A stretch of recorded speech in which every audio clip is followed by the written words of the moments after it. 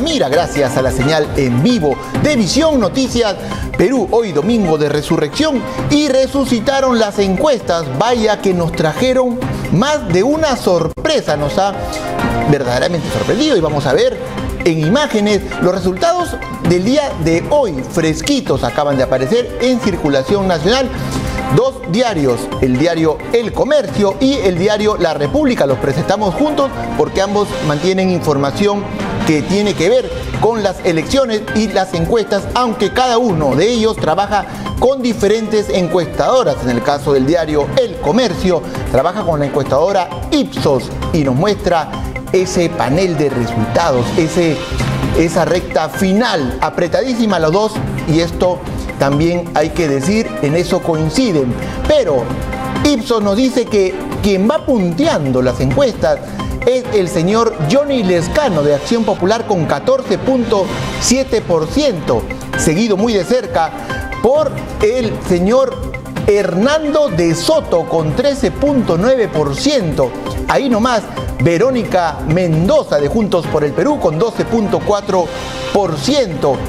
Y sigue George Forsyth con 11.9%.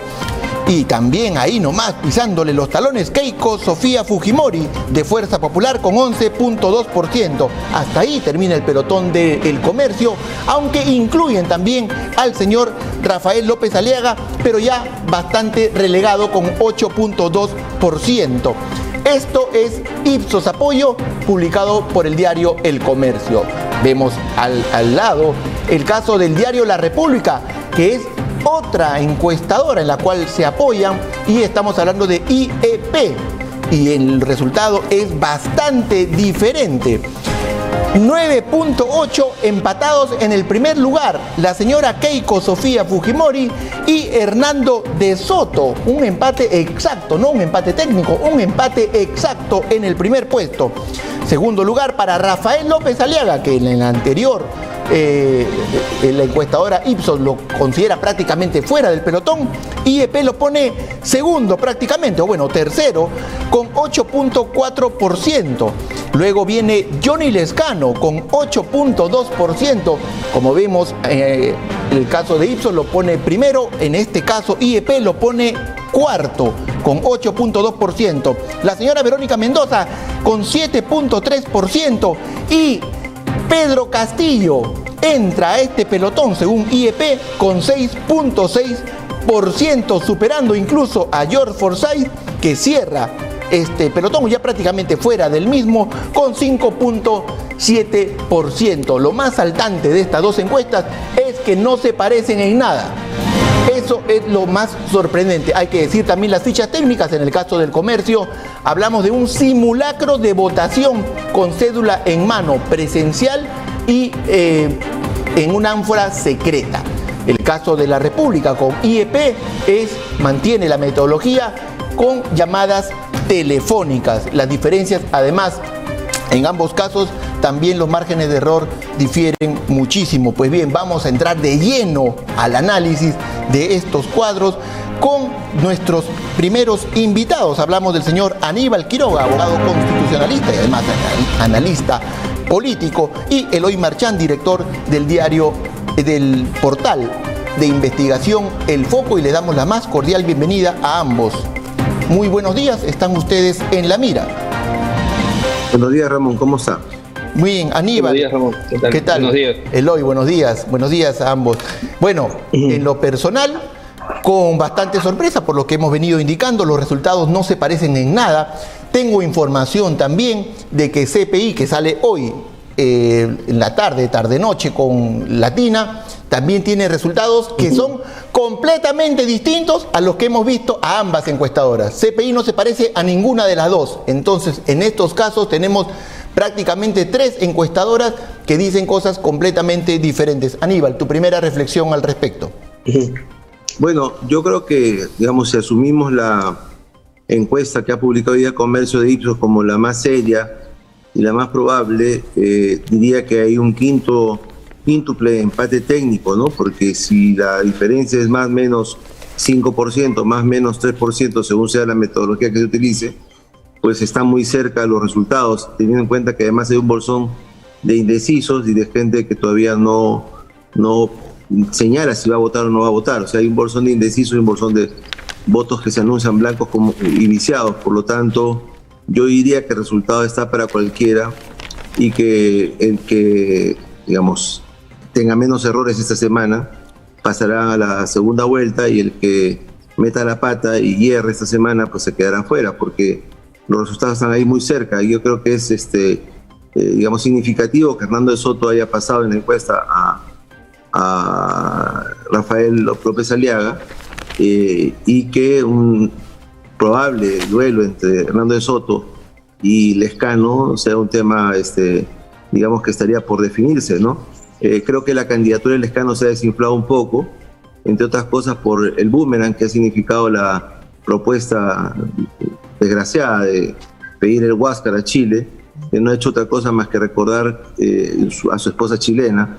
Vamos a ver si el electorado se va a bancar el que haya una primera dama chilena o no, y eso de alguna manera explicaría el que haya bajado un poco y que no haya subido más.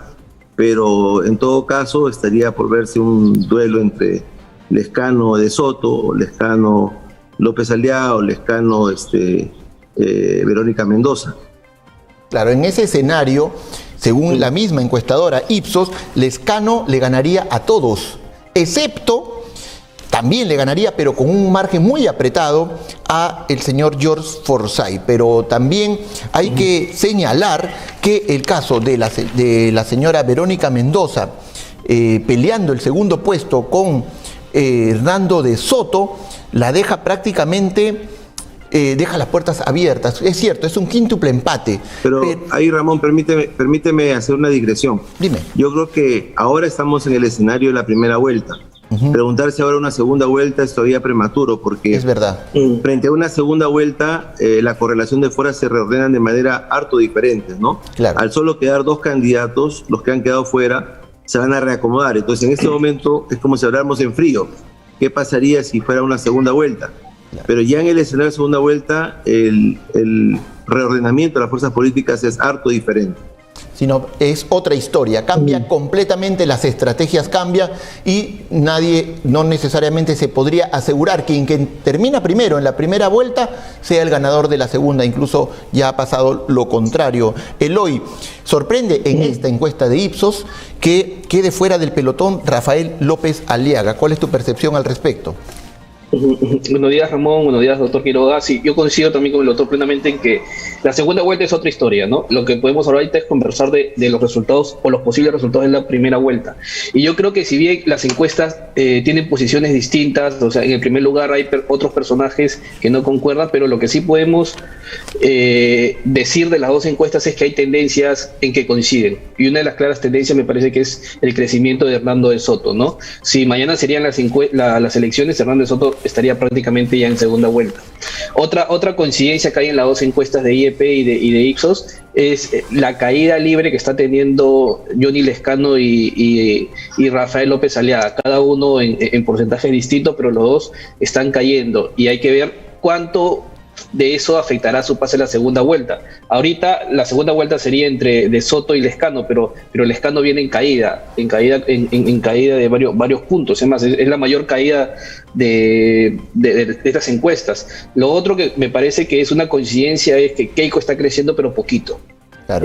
Tanto en simulacro de Ipsos como en encuesta le da alrededor del 1% de crecimiento, y también IEP le está dando crecimiento a Keiko, le está dando 2 puntos, por encima de los 2 puntos de crecimiento.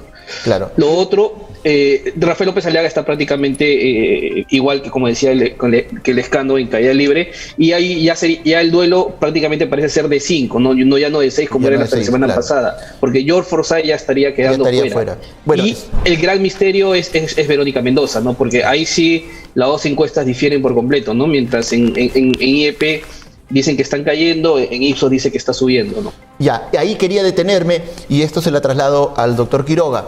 Es verdad lo que dice Eloy.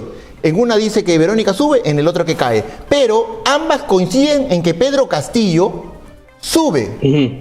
Entonces, lo normal o lo que uno podría imaginar es que sube Castillo en desmedro de Mendoza. salvo que Mendoza haya captado votos de algún modo del centro, que serían en este caso de Forsyth. ¿Cómo lo percibes tú, Aníbal? Y bueno, mi saludo también a Eloy, que es un gran periodista. Bueno, efectivamente, yo creo que, digamos, el primer lastre de la Mendoza ha sido Lescano. Lescano le ha comido votos al sector de la izquierda y, digamos, la votación marginal que podría tener Castillo también va a cuenta de la bolsa de Mendoza. Por eso es que, digamos, su candidatura estaría lastrada por esos dos extremos, ¿no? La caída de Lescano se explica pues por los errores que ha cometido en la última semana, tanto en el tema del Huáscar como su variopinta ofrecimiento económico. Hoy día aparece con que va a conversar con los sectores económicos y quiere presentarse como una persona de apertura económica, pero todos sabemos que es una persona extrema y que además no tiene una línea muy definida.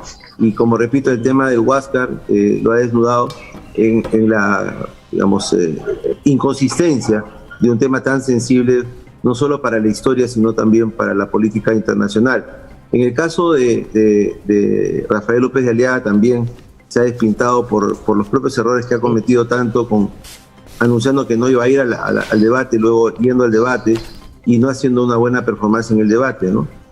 Lo de Forsyth también se ha demostrado que es una candidatura inconsistente, que es digamos, una cara bonita, una figura joven, pero sin una consistencia. El electorado, a pesar de que mucha gente lo denuestra y cree que se equivoca, tiene mucha inteligencia. Entonces, vamos a ver si la votación progresista, la votación que es de izquierda en el sur y en el centro del país, va a terminar favoreciendo a Lescano o va a terminar favoreciendo a una posición como la de Hernando de Soto. Ese es el tema que tendría que definirse. O si va a terminar inflando la votación de Verónica Mendoza o la de Keiko. La de Keiko no me parece que vaya a subir más, porque si bien es cierto puede tener algún tipo de aceptación, el antivoto que mantiene es muy fuerte, ¿no? Tiene una fuerza anticiclónica tan elevada que es muy difícil que siquiera pase a la segunda vuelta.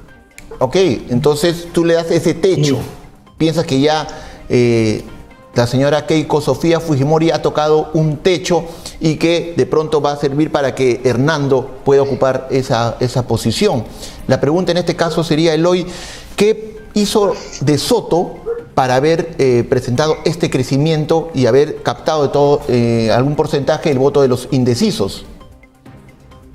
Sí, o sea, lo de Soto es básicamente un voto de los indecisos, ¿no? Que se ha ido con él. Lo de Soto es la figura del mal menor.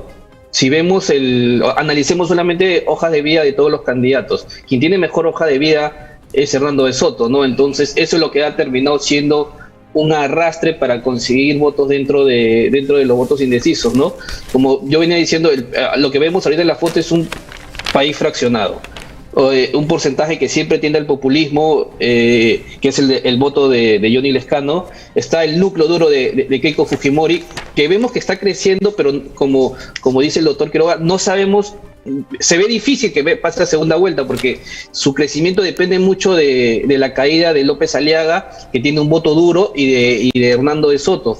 El voto de Verónica Mendoza es el voto progresista, el voto de izquierda de siempre, bueno, y que en cierto modo lo de Forsyth es el voto de la antipolítica, que poco a poco va desapareciendo a medida de que se acercan las elecciones, pero yo veo en Hernando de Soto como el mal menor. Justamente el mal menor ha terminado ganando las últimas elecciones presidenciales y eso es lo que se está inclinando. La gente ha empezado a ver un poco hojas de vida, por lo que vemos el mal desempeño, por lo menos el desempeño no destacado que tuvo en las elecciones últimas no han afectado, en el debate último no ha afectado mucho a Hernando de Soto. Claro. Por eso su crecimiento... Aníbal. Sí, perdón, Eloy. La gente quiere identificarse con alguien que le represente, ¿no? O sea, Lescano es el político tradicional con más de 15 años en el Congreso, que ha de alguna manera colonizado Acción Popular y que lo que hace es repetir frases más o menos preconcebidas, inclusive en algún momento las va cambiando. En cambio, de Soto representa, digamos, la figura de una persona a la que todo el mundo aspiraría a ser, o sea, el intelectual, el que tiene títulos, el que tiene estudios, quizás es un poco pomposo para hablar, pero la gente quiere identificarse con una persona a la cual quiera emular. Claro, las críticas, incluso en el caso de Hernando de Soto, por su participación en el debate, era justamente lo que acaba de mencionar Aníbal. Era muy pomposo, que prácticamente se atribuía cosas. Esa era la mayor crítica que recibía Hernando de Soto. Y por ahí un tema de su edad. Pero básicamente era eso. Mientras que en otros candidatos ha habido ya críticas a las formas de expresarse, a lo contenido de propuestas que no, inverosímiles, etcétera. Entonces, ahí también vemos la evaluación, como bien dice Eloy, del mal menor. Quería hablar ahora el tema congresal. Vemos que 12 partidos, según la encuesta de Ipsos, pasarían la valla. 12 partidos en el próximo Congreso. Y esto nos habla de un Congreso realmente atomizado. Y que quienes quedarían fuera, al menos de los que vemos que ya se proyectan. El PPC quedaría fuera, el FA quedaría fuera, bueno, Perú Patria Segura, Contigo, y el partido de Ollanta, esos quedarían fuera. Todos los demás aparentemente entrarían con la única posibilidad de pronto de quedar fuera del FREPAP. ¿Qué opinas, Aníbal, de esta situación? Bueno, es que tenemos dos alternativas, Ramón. O tenemos un Congreso fraccionado o tenemos un Congreso hegemónico. Y hemos visto en el pasado reciente que el Congreso hegemónico no funciona, sobre todo cuando no hay detrás de él un partido organizado pues, con cierto nivel de sensatez en donde los congresistas tengan cierto nivel.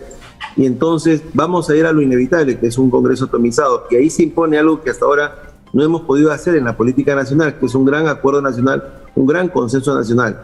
Por ejemplo, a mí siempre se me consulta acerca de la reforma de la Constitución o si hacer una nueva Constitución, y yo respondo que dentro del esquema actual de la Constitución eso no es posible hacerlo.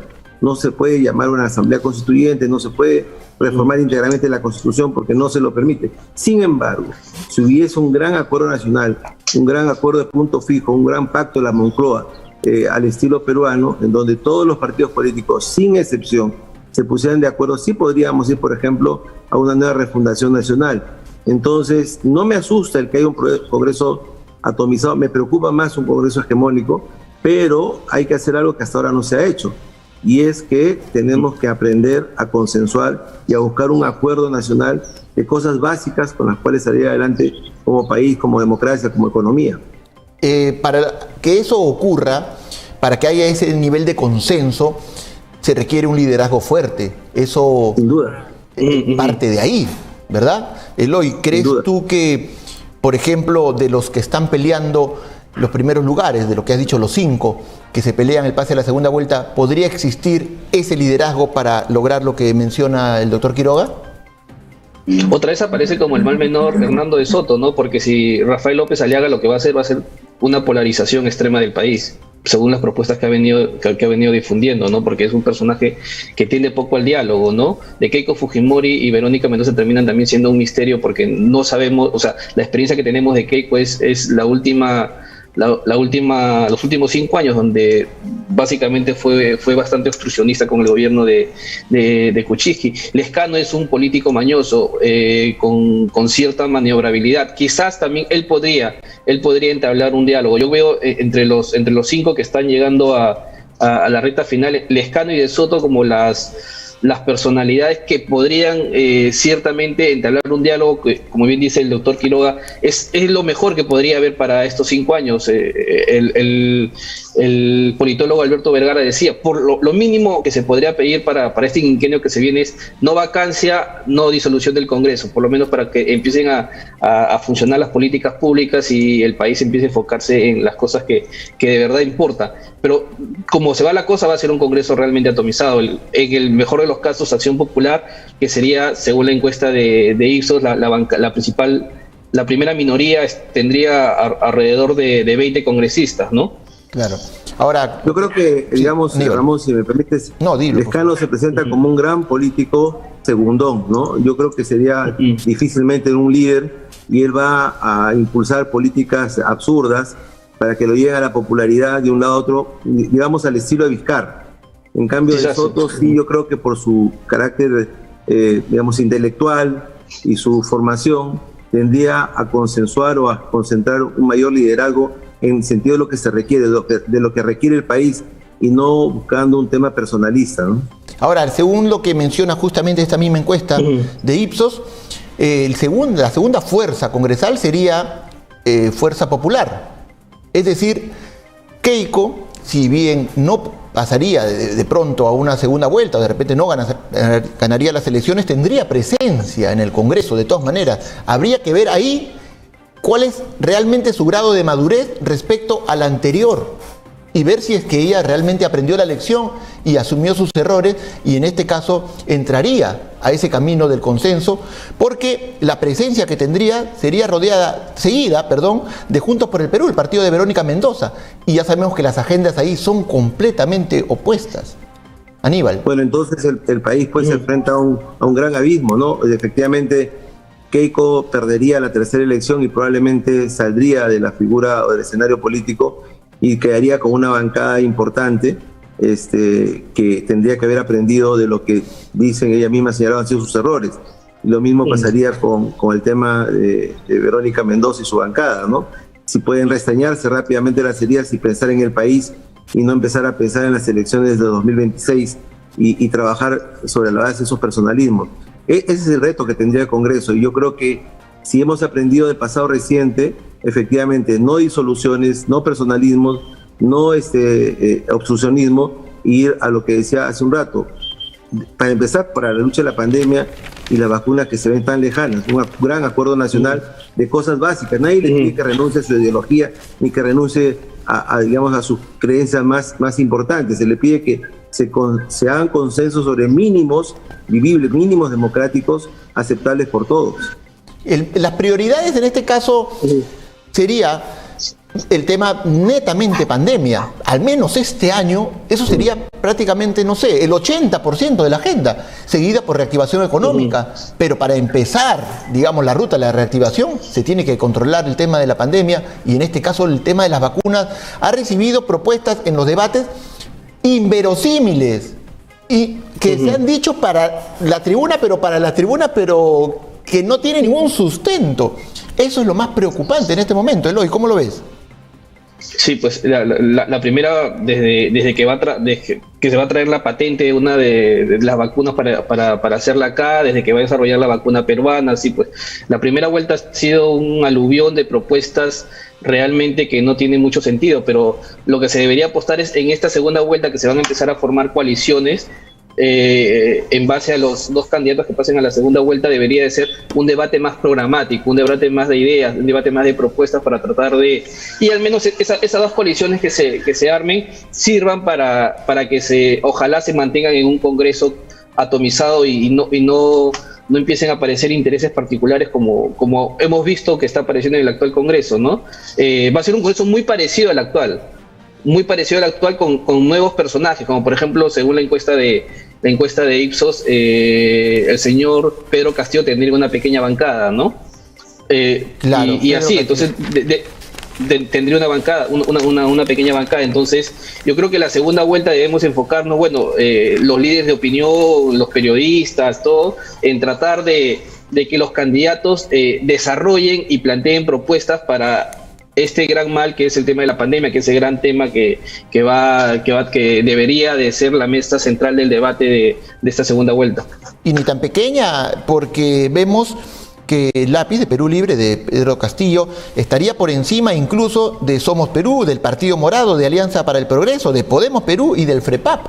O sea, no es una bancada tampoco tan pequeñita, y sin embargo es la que muestra, en este caso a través de Pedro Castillo, una posición un poquito más radical. Incluso estaría prácticamente peleándole o en igualdad de cantidad con Renovación Popular, que es más bien el otro extremo, pero que más o menos van por ese camino. Aníbal, entonces, ¿crees tú que este cuadro, esta foto de hoy, se va a mover demasiado? También te pediría un comentario respecto a los votos del extranjero. Es muy probable que ese día no tengamos un flash definitivo, que tengamos diferentes flash en el momento del cierre, y que tengamos que esperar los votos del extranjero. Se dice que esta vez menos de 300.000 votantes habrá. El caso de Chile, de hecho, que no van a votar. España también está complicado. Creo que van a aperturar en Italia, pero a partir del martes seguramente va a haber ausentismo también.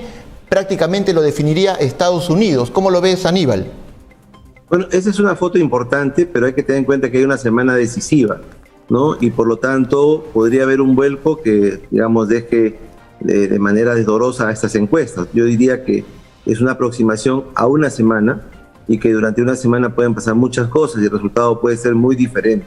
No creo que exactamente lo que hoy día está en la encuesta se va a repetir el próximo 11 de abril. En segundo lugar, el voto extranjero no va a ser un tema decisivo ahora. En Chile no va a haber elecciones, no van a haber elecciones en Venezuela tampoco, y así en muchos países donde hay, cerrazón por la pandemia, no se va a permitir la votación. Los Estados Unidos sí va a ser un voto importante, pero no creo que sea un tema decisivo. El tema decisivo va a estar en las ciudades y en el campo, en la medida en que la gente vaya a votar y que, no haya ese gran ausentismo. Creo que el gran fin de la balanza, más que en los indecisos, esta vez está en el ausentismo, justificado por la dificultad para movilizarse, la lejanía de los centros de votación y el miedo a la pandemia. Hay mucha gente que prefiere pagar su multa y enfrentarse a la sanción y no ir a votar por un tema de seguridad. Entonces, la gran incógnita, de mi punto de vista, va a estar en el bolsón de las ausencias en la votación. Y luego de eso, los indecisos. Y como repito, esa semana es decisiva. El que se equivoca pierde, ¿no? Si tenemos 5 en la lista y están casi en un empate técnico, los errores se van a pagar. Entonces, vamos a ver quién se equivoca menos, quién acierta más, y sobre todo si el electorado quiere bancarse a una primera dama chilena o un político tradicional como Lescano, que habla todos los días para que la gente lo escuche, para agradar al oído, pero no necesariamente porque tenga una consistencia política muy sólida, ¿no? En el caso, Aníbal, de las reglas de juego, se habló mucho de que debieron flexibilizarse en algunos casos. Incluso Daniela Bugatás, aquí en este programa, dijo que para esta ocasión no debió considerarse la valla, o al menos no en ese porcentaje. ¿Qué opinas tú? No, pues porque las reglas son las reglas, pase lo que pase, si no vamos a desarmar el país a cada rato, ¿no? Yo creo que es importante que existan la valla, que existan las reglas, y que, porque si no siempre van a haber justificaciones para incumplirla y no vamos a formalizar jamás. Y creo que también es importante que el voto siga siendo obligatorio justamente para impedir que haya un gran ausentismo. Si hoy día el voto fuera voluntario, probablemente tendríamos más de 50% de ausentismo y nos enfrentaríamos al riesgo de una nulidad de las elecciones. Eloy, ¿tu opinión?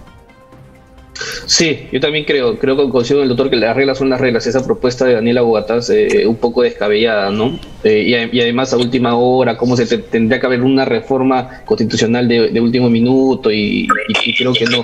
Yo creo que quizás la foto que nos podría dar, por lo menos ahorita lo que vemos es el quíntuple plate con un candidato que quizás tiene un pie y medio y eso, tampoco seguro, por lo menos un pie en la segunda vuelta, que es Hernando de Soto, por la tendencia que viene mostrando.